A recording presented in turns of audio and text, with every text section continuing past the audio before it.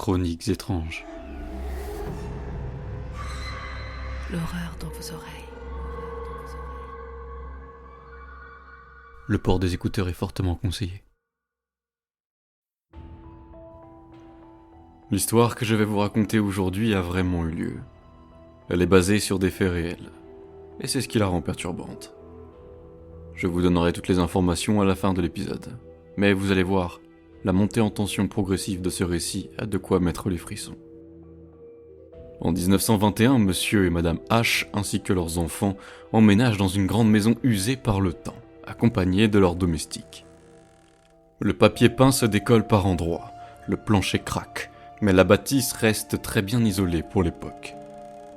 La famille est heureuse d'emménager dans ce nouveau foyer malgré l'état général. Il n'y a pas d'électricité. Tout est éclairé et chauffé au gaz, ce qui en fait un lieu très sombre, surtout la nuit. La maison est grande. C'est aussi et surtout pour cela qu'ils ont eu le coup de cœur. Elle comprend un très vaste bureau, idéal pour le père de famille qui compte y passer toutes ses journées à écrire ses chroniques, ainsi que toutes les pièces classiques d'une demeure de cette taille, reliées par de longs couloirs, tous recouverts de grands tapis. Les premiers jours, ils s'installent. Ils rangent, ils réorganisent les pièces. Ils reprennent leur routine. Rien d'extraordinaire, seulement le temps de prendre la mesure d'un lieu trop vaste pour eux, encore inconnu. Mais très vite, ils ressentent une drôle de sensation. Un léger malaise, sans véritable raison. C'est là que tout commence.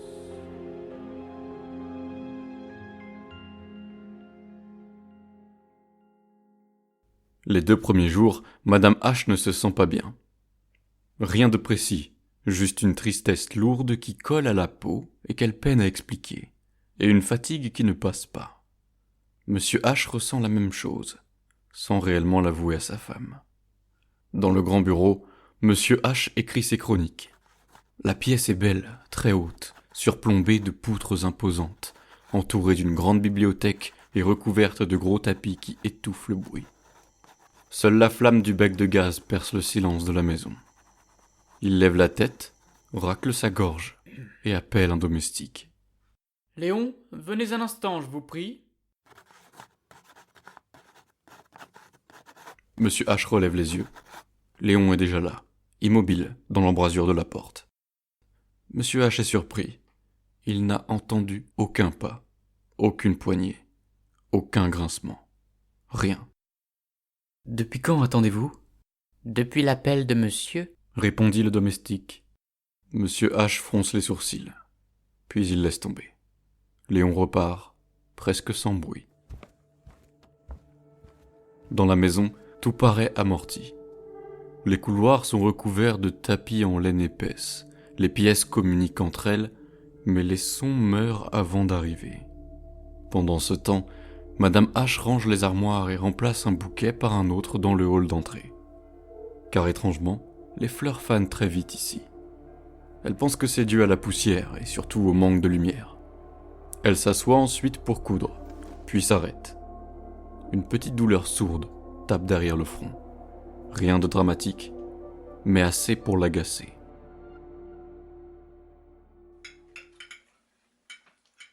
Au dîner, la discussion reste courte. Monsieur H a perdu le fil de sa chronique, et Madame H n'a pas très faim. Les enfants bâillent et fixent la flamme jaune derrière le verre. La lumière des becs réchauffe la pièce. Tout paraît calme. Trop calme. « Éteignez celui du palier, s'il vous plaît. » demanda Madame H d'une voix fatiguée au domestique. La pénombre enveloppe alors totalement le couloir. La nuit, le silence devient plus lourd, comme si les murs avalaient l'air. Aucun bruit ne se fait entendre dans cette maison pourtant usée par le temps. Devant la chambre, Madame H s'arrête pour écouter. Aucun bruit clair, juste ce silence épais, sans écho, et le souffle constant des flammes encore allumées. Elle referme la porte de la chambre et se glisse dans le lit. Son mari, lui, fixe le plafond, puis rouvre son carnet pour noter une phrase qui risque de s'échapper.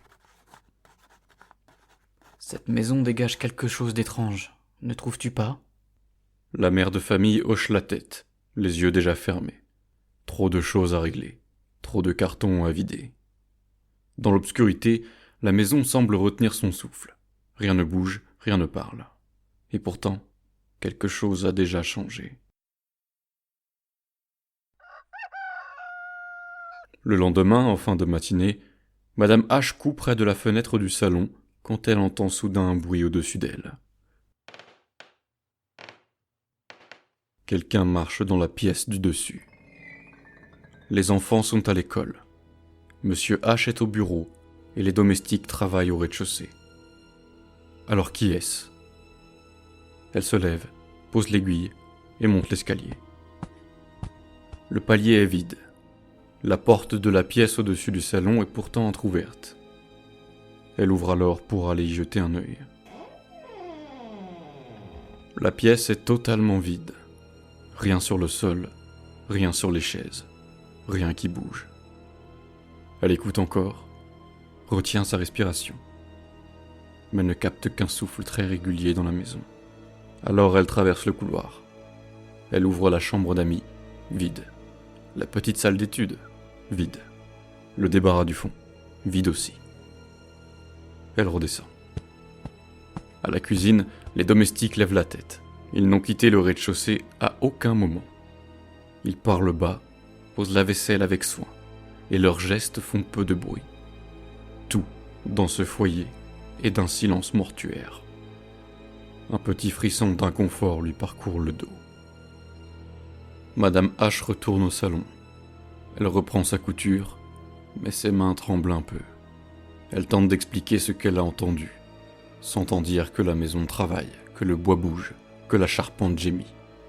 Mais elle n'arrive pas à se défaire de cet inconfort qui la gagne.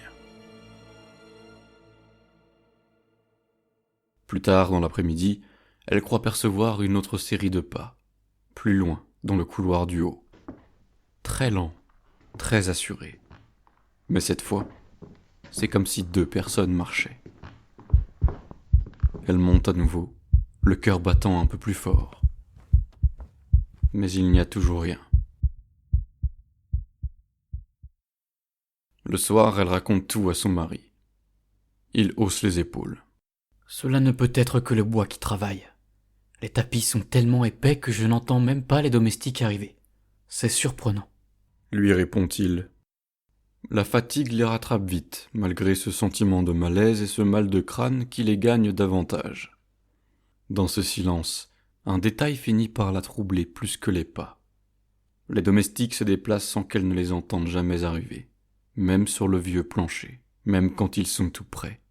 Les dires de son mari se confirment. Elle se dit que ce sont les tapis. Elle se dit que la maison isole bien. Et elle se dit beaucoup de choses. Et pourtant, le doute reste.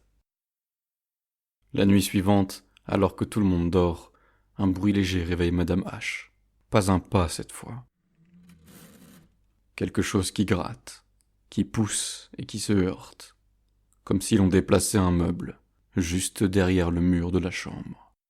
Madame H tient son souffle. Elle jette un regard à son mari. Il ouvre un œil, écoute à peine, puis referme les paupières en murmurant que le bois travaille et que la maison bouge la nuit. Le bruit reprend, plus court, comme si l'on ajustait un poids. Puis, plus rien.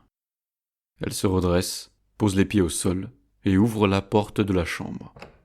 Le couloir est sombre, noyé d'une faible lumière jaune qui ne va pas loin. Un filet d'air passe sous la plinthe et lui refroidit les chevilles. Elle avance de quelques pas. Rien, pas de voix, pas de pas. Seulement ce souffle continu de la maison, régulier, presque humain. Elle pose la main sur le mur mitoyen, tente de deviner d'où vient ce grincement de tout à l'heure, et n'entend que son propre cœur. Un bruit sec la fait sursauter. Plus bas dans la maison, de la vaisselle, un verre, un petit choc sur le zinc de la cuisine. Elle descend alors l'escalier, marche après marche, en prenant soin d'éviter celle qui grince. La cuisine est déserte. La flamme du bec danse dans le verre. La bouilloire est froide. La table bien rangée, à l'exception d'une assiette posée trop près du bord. Elle la repousse machinalement de 2 doigts, puis écoute à nouveau. Quelque chose respire derrière elle. Un souffle court, tout près de l'oreille, comme si l'air se pliait dans le couloir et revenait vers elle. Elle se retourne d'un coup. Rien. Alors elle remonte. Le palier l'attend, vide, avec sa moquette trop épaisse qui avale les sons. Elle hésite à ouvrir la pièce d'à côté, puis préfère vérifier les enfants. Dans la première chambre, le plus jeune dort profondément. Front assez tiède, respiration lente. Dans la seconde, l'aîné s'est découvert. La couverture est au pied du lit, le visage tourné vers la fenêtre. Elle le recouvre, passe la main dans ses cheveux, et entend très loin, dans les cloisons, un bruit qui ne ressemble pas au vent. 3 coups espacés, pas très forts, comme s'ils venaient d'un mur ou d'une porte au bout d'un couloir qui n'existe pas. Elle reste là, à compter, à guetter le 4e, qui ne vient pas. Elle se dit que ce sont les volets, qu'une barre a dû bouger, que la maison a 1000 recoins. Elle se lève, referme doucement la porte des enfants et retourne vers sa chambre. Dans le couloir, quelque chose glisse sur le sol, très doucement, comme si l'on traînait un tissu lourd, puis s'arrête quand elle avance. Elle tend alors la main devant elle, mais ne touche que l'air tiède. Son mal de tête revient, plus net, comme une pression derrière les yeux. Elle rejoint le lit. Monsieur H dort déjà à moitié, souffle régulier, bras sur le front. Elle lui chuchote qu'il y a eu des bruits en bas, de la vaisselle et des coups dans les cloisons. Il répond qu'il fera le tour demain, qu'il vérifiera les verrous et les fenêtres, et que les maisons anciennes ont toujours des surprises la nuit. Elle s'allonge et garde les yeux ouverts un moment. Le silence revient sans effort, lourd, profond, presque trop parfait. La flamme derrière le verre fait un léger halo contre le plafond. Elle fixe ce halo jusqu'à ce qu'il se dédouble un instant, puis redevienne net. Elle cligne des yeux, respire plus lentement, et finit par s'assoupir. Mais, juste avant de se glisser, elle croit entendre son prénom. Rien qu'un souffle posé dans l'embrasure de la porte, discret, embarrassé, presque timide. Elle redresse la tête et demande. Qui est là? Attend, mais n'obtient que le silence de la maison pour réponse. Hélène H s'habille dans la chambre, fenêtre entr'ouverte pour aérer quand la porte s'ouvre brusquement. L'aîné entre, les joues encore chaudes du lit, faisant les gros yeux. Maman, pourquoi tu m'as appelée? Et qui a frappé près de mon lit? Elle se retourne, surprise. Elle assure qu'elle n'a rien dit, qu'elle n'a pas appelé. Mais le garçon insiste. Il a entendu son prénom, très clairement, à mi-voix, juste avant 3 coups espacés. Pas un meuble qui craque selon lui. Des coups.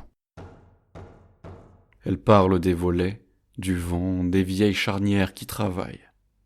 Il secoue la tête, les lèvres serrées, et répète que la voix imitait la sienne, presque pareille, mais pas tout à fait. Monsieur H, déjà en veste, écoute à moitié. Il promet de regarder les barres des volets ce soir, de caler les fenêtres qui bougent et de vérifier les portes. Il embrasse tout le monde, prend son chapeau, et sort pour se promener un peu. La matinée passe. Les domestiques vont et viennent sans bruit, posent la vaisselle, montent des draps, redescendent avec les paniers. On ne les entend jamais arriver. Le silence avale tout, jusqu'aux salutations polies qu'on devine plus qu'on ne perçoit. Hélène ouvre la porte des enfants. Le lit de l'aîné est en désordre, la couverture au pied. Elle la remet en place et remarque une fine trace sombre sur le drap. Pas vraiment une tache, plutôt un frottement de poussière, comme si quelque chose avait tiré sur le bord. Elle se sent ridicule de s'attarder sur ce détail. Pourtant, l'image reste. Plus tard, seule au salon, elle croit entendre tout près d'elle un murmure qui se pose, puis glisse hors de sa portée.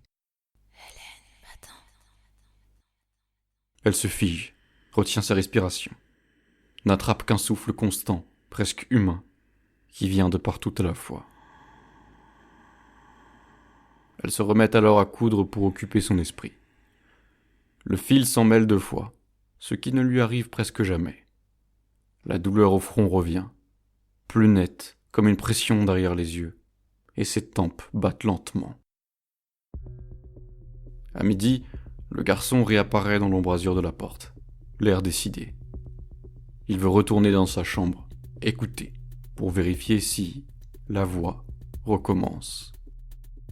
Elle l'accompagne, sourit pour le rassurer malgré son angoisse, et laisse la porte ouverte. Il reste là 1 minute, 2, 3, mais rien ne se passe. Seulement l'odeur un peu sucrée et rance de la maison, mélange de cire, de laine et d'une note qu'elle n'arrive pas à nommer. Le garçon finit par hausser les épaules, pas convaincu, et redescend. En fin d'après-midi, le vent se lève dehors. Pourtant, aucun son ne parvient dans la maison. Dans les couloirs, l'air bouge à peine. Les flammes des becs ne vacillent presque pas, comme si l'air restait lourd. Le soir, au dîner, l'aîné raconte à son père, qui écoute vraiment cette fois. Il parle de la voix qui lui a soufflé son prénom, très bas, juste avant les 3 coups. Il dit qu'il n'a pas osé répondre, qu'il a cru d'abord à sa mère, puis qu'il a compris que ça se tenait de l'autre côté de la pièce, près du mur. Le père de famille promet de vérifier les volets, serrures, châssis, charnières, et de demander à Léon de graisser ce qui doit l'être, une nouvelle fois.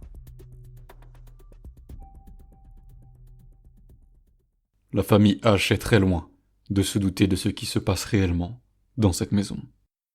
Je vous donne rendez-vous le 1er janvier pour la suite de cet épisode. N'hésitez pas à vous abonner, que ce soit sur le site ou sur votre plateforme, afin d'être tenu au courant de nouvelles sorties d'épisodes. Chaque épisode me demande des dizaines d'heures de travail en dehors de mon activité salariée. Et les revenus publicitaires couvrent à peine les frais structurels du podcast. C'est pourquoi j'ai créé un petit abonnement qui vous permettrait de soutenir la chaîne. Pour moins de 3 € par mois, il vous permet d'avoir accès à tous les épisodes sans pub, en son haute définition et en avant-première, la veille de leur sortie. C'est ce qui va permettre aux Chroniques étranges d'exister. Alors merci infiniment pour votre soutien, abonnez ou non.